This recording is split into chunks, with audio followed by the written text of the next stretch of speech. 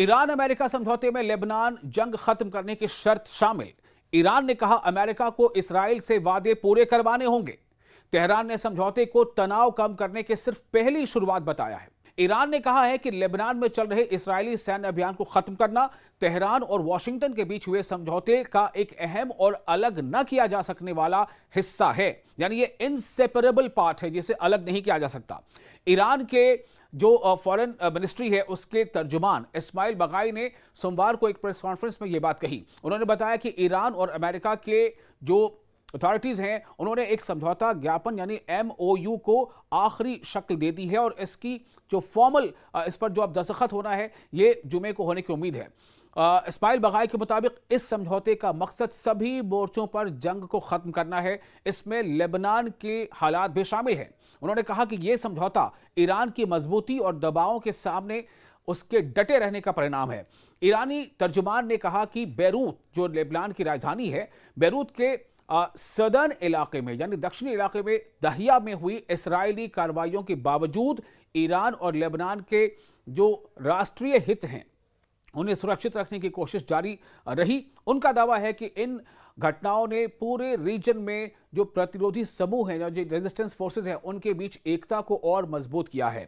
इस्माइल बगाई ने कहा है कि लेबनान और वहां जंग का खात्मा ईरान के खिलाफ अमेरिका और इसराइल की कार्रवाई को खत्म करने वाले समझौते का अटूट हिस्सा है। उन्होंने कहा कि समझौते के दस्तावेज में लेबनान का 3 बार उसमें उल्लेख किया गया है और इसमें देश की सॉवरेनिटी और जो रीजनल एक अखंडता है, यूनिटी है, उसका सम्मान करने की बात कही गई है। ईरान के साथ ही अमेरिका को चेतावनी भी दी गई है।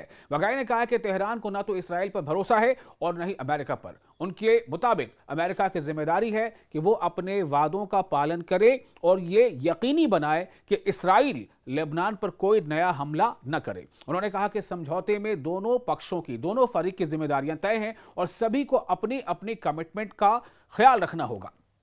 ईरानी तर्जुमान ने यह भी कहा कि जंग शुरू होने के 108 दिन बाद यह समझौता हतमी शक्ल अख्तियार कर चुका है, हतमी रूप ले चुका है। उनके मुताबिक जो अपोजिशन फरीक है उसने दावा किया था कि उसने ईरान की कैपेबिलिटीज को भारी नुकसान पहुंचाया है, लेकिन आज समझौते तक पहुंचना ईरान की जो रेजिस्टेंस पावर है उसको यह जाहिर करती है। हालांकि इस्माइल बगाई ने यह भी कहा है कि अमेरिका के तई ईरानी जनता का जो अविश्वास है वो काफी गहरा है। उन्होंने इसका नतीजा और इसकी वजह दोनों देशों के बीच लंबे समय से चले आ रहे तनाव और ऐतिहासिक घटनाओं को बताया। ईरान का कहना है कि यह समझौता आखिरी समाधान नहीं है बल्कि रीजन में तनाव कम करने की दिशा में एक शुरुआती कदम है। फिलहाल सभी की नजर शुक्रवार को होने वाली मुमकिना ऑफिशियल साइनिंग यानी दस्तखत पर टिकी हैं, क्योंकि इससे वेस्ट एशिया के सियासी और सुरक्षा के जो हालात हैं उस पर बड़ा असर पड़ सकता है।